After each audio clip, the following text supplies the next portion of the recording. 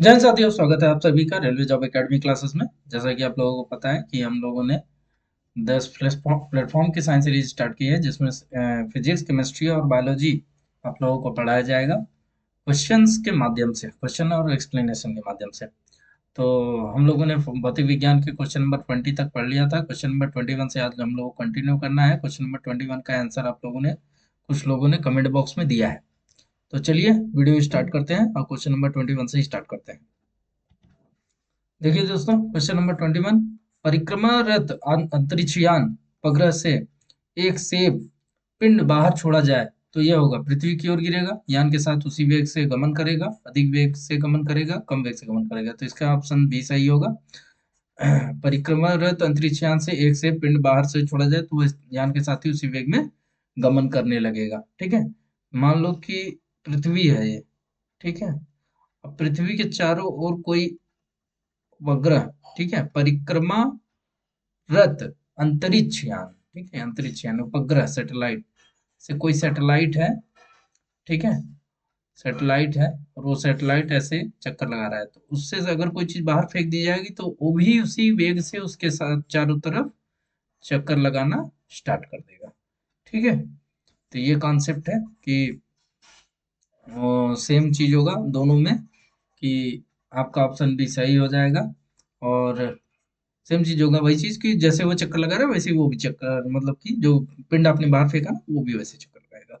Question number 22 देखते हैं। समुद्र के पानी का घनत्व बढ़ता जाता है जैसे जैसे जैसे गहराई व खारापन घटता है, गहराई कम तथा खारापन वृद्धि होती है, गहराई तथा खारापन कम होता है, गहराई व खारापन दोनों में वृद्धि होती है। तो जैसे जैसे आप घनत्व बढ़ता जाएगा तो भाई गहराई भी बढ़ती जाएगी और खारापन भी बढ़ता जाएगा। ऑप्शन डी सही होगा। समुद्र के पानी घनत्व बढ़ता जाता है जैसे जैसे गहराई और खारापन दोनों में वृद्धि होती है।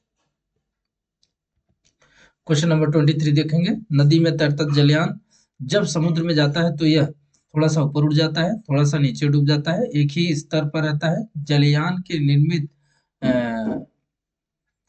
पदार्थ के अनुसार थोड़ा और डूब या उड़ जाता है। तो इसका ऑप्शन ए सही होगा, थोड़ा सा ऊपर उड़ जाता है। नदी में तैरता जलयान जब समुद्र में जाता है तो यह थोड़ा ऊपर उड़ जाता है, ऊपर उड़ जाता है, क्योंकि नदी के पानी के घनत्व की अपेक्षा समुद्र के पानी का घनत्व अधिक होता है, इसीलिए वो थोड़ा सा ऊपर की तरफ उड़ जाता है। ठीक है, क्वेश्चन नंबर 24। इस्पात की गेंद पारे पर तैरती है क्योंकि, क्यों तैरती है इस्पात की गेंद पारे पर? पारा सभी धात्विक गेंदों को अपने में नहीं डूबने देता। पारा द्रव रूपी एक धातु ही है। इस्पात की अपेक्षा पारे का घनत्व अधिक है।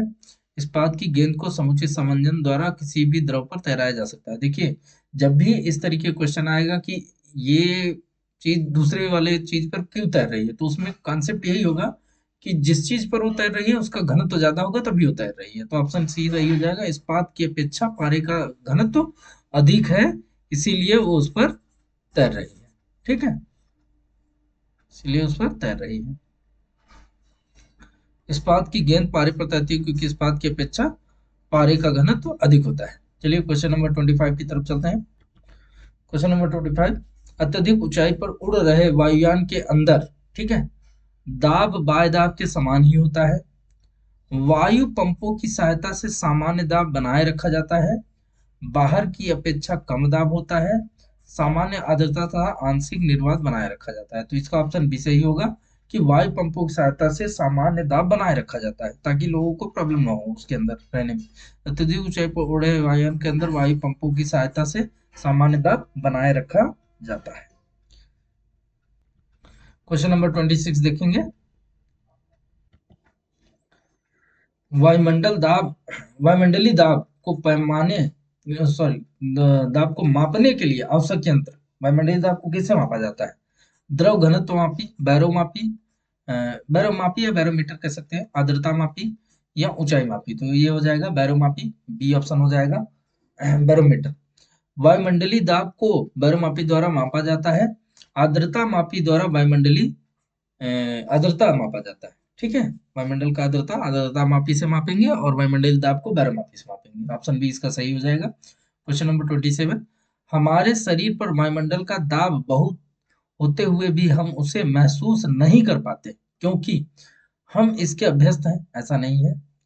हमारे शरीर की अस्थियां इतनी मजबूत है कि इस दाब को सहन कर सकती हैं, ये भी बात गलत है। हमारे शरीर का क्षेत्रफल सतह बहुत कम है, ऐसा नहीं। हमारे शरीर में रक्त का दाब वायुमंडलीय दाब से कुछ अधिक है, इसीलिए हमें महसूस नहीं होता। जो रक्त का दाब है वायुमंडलीय दाब से थोड़ा अधिक होता है। शरीर में रक्त का दाब वायुमंडलीय दाब से कुछ अधिक होने के कारण हमारे शरीर का वायुमंडलीय दाब बहुत होते हुए भी हम उसे महसूस नहीं कर सकते हैं।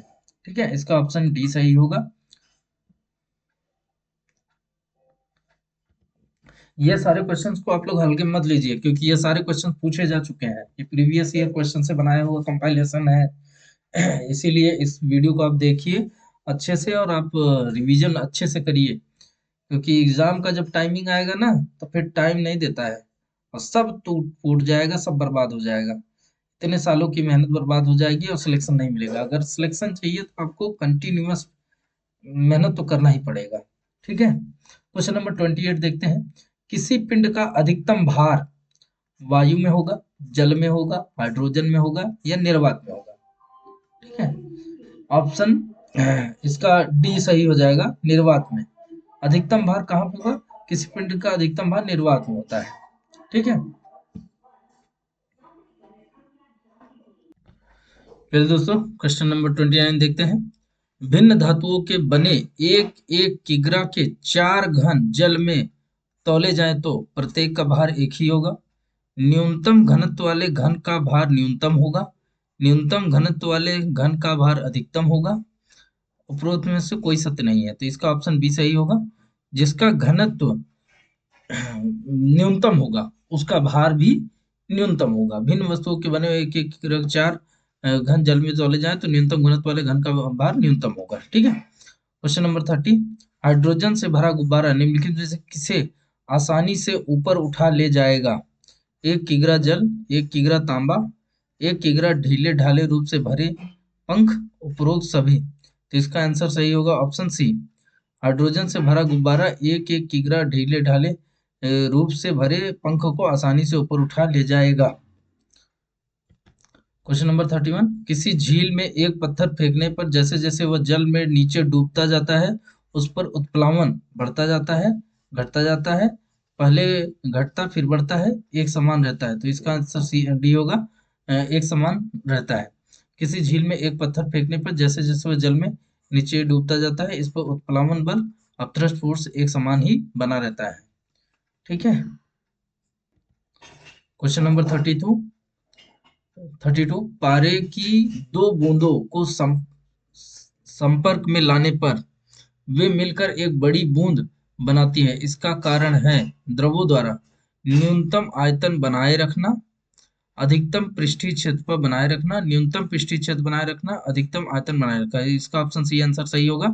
पृष्ठीय क्षेत्रफल कम से कम करने के लिए वो एक बड़ी बूंद में कन्वर्ट हो जाते हैं। ठीक है, क्योंकि जो जैसे गोला होता है इसका क्षेत्रफल न्यूनतम होता है। वैसे ये क्यूब के मॉडल में भी हो सकता है कि क्यूब बन जाए, लेकिन ये क्यूब नहीं बनता है क्योंकि क्यूब का क्षेत्रफल ज्यादा होगा।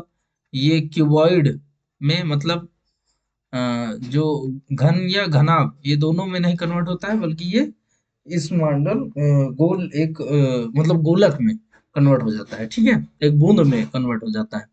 तो पारे की दो बूंदों के संपर्क में लाने पर वो मिलकर एक बड़ी बूंद बनाती है, इसका कारण द्रव द्वारा न्यूनतम पृष्ठीय क्षेत्रफल बनाए रखना है।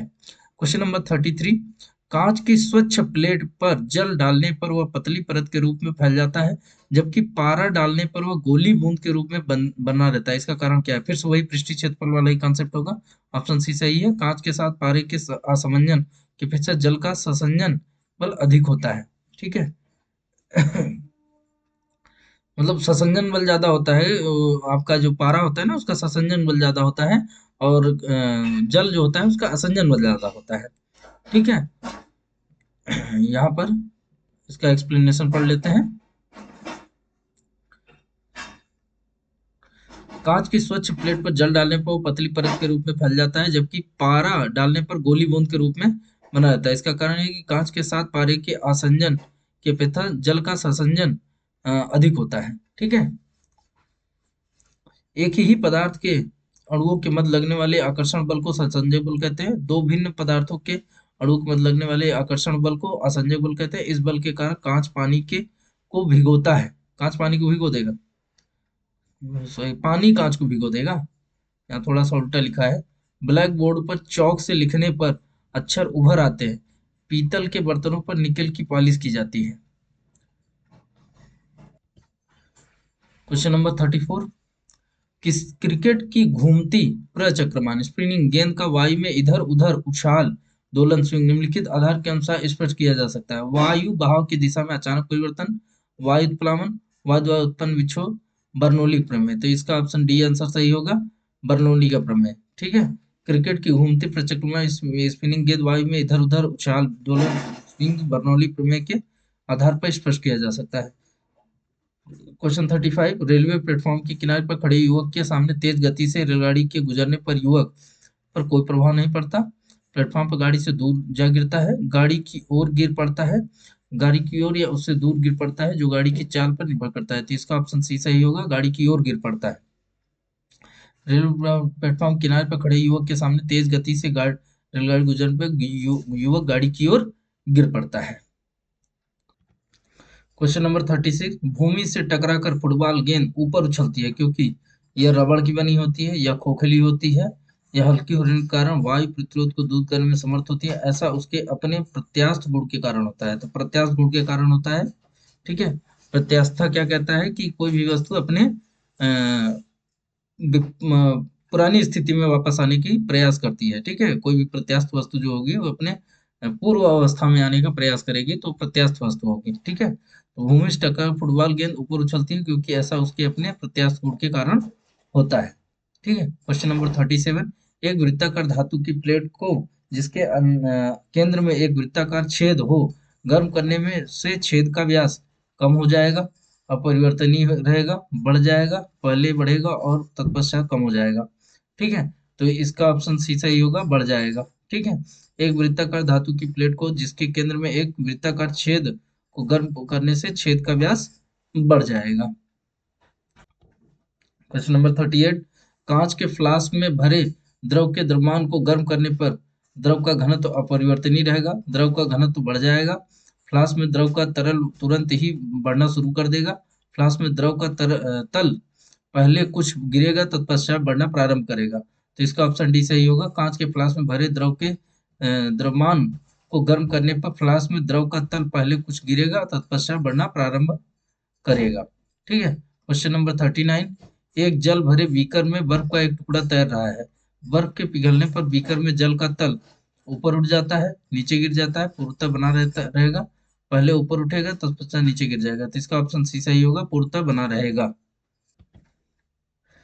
एक जल भरे बीकर में बर्फ का टुकड़ा तैर रहा है। बर्फ के पिघलने पर बीकर में जल का तल पूर्णतः बना रहेगा। गर्म करने पर जिन पदार्थों का आयतन बढ़ता है, दाब बढ़ाने पर उनका गलनांक भी बढ़ जाता है, जैसे मोम, घी इत्यादि। गर्म करने पर जिन पदार्थों का आयतन घटता है, दाब बढ़ाने पर उनका गलनांक भी कम हो जाता है। सभी द्रवों का क्वथनांक दाब बढ़ने से बढ़ जाता है। आज का हमारा अंतिम क्वेश्चन, क्वेश्चन नंबर 40। किसी झील की बर्फ जमी सतह का ताप -15 डिग्री सेल्सियस हो तो उसके ठीक नीचे झील में जल बर्फ के संपर्क की जल सतह का ताप क्या होगा? 0 डिग्री होगा, 4 डिग्री होगा, -15 डिग्री होगा, -7.5 डिग्री होगा। तो इसका ऑप्शन ए सही होगा, 0 डिग्री होगा। किसी झील की बर्फ जमी सतह का ताप -15 डिग्री हो तो इसके ठीक नीचे झील में जल बर्फ के संपर्क की जल सतह का ताप 0 डिग्री सेल्सियस होगा। क्वेश्चन नंबर 41 है, इसका आंसर आप लोगों को देना है। बर्फ जमी झील के अंदर मछलियां जीवित रहती हैं क्योंकि मछलियां नियत तापी है, मतलब वार्म ब्लडेड। मछलियां बर्फ में शीत निष्क्रिय हाइबरनेट हो जाती हैं। झील की तली पर जल नहीं जम पाता है। बर्फ ऊष्मा का उत्तम चालक है। तो इसमें ऑप्शन कौन सही होगा, ए, बी, सी या डी? इसका जवाब आप लोग कमेंट बॉक्स में दीजिए। आज के लिए इतना ही। जय हिंद, जय भारत।